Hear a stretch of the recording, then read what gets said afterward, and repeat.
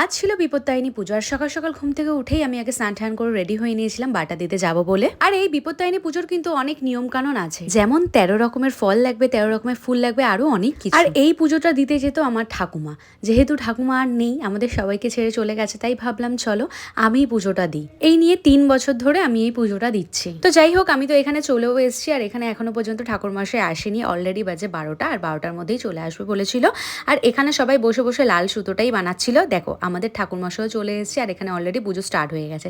তারপরে ঠাকুরমশাই পড়ছিল ব্রত কথা, আর ঠাকুরমশাই থেকেই পড়ে নিলাম লাল সুতোটা।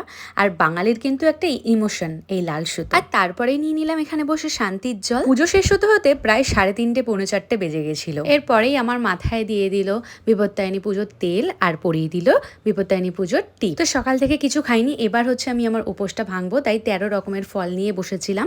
আর 13 রকমের ফল একটু একটু করে আমাকে খেতে হয়েছিল। তারপরে খেয়ে নিয়েছিলাম একটুখানি আইসক্রিম। তো চলো বন্ধুরা, আজকের মতন বাই, আবার দেখা হচ্ছে কালকে।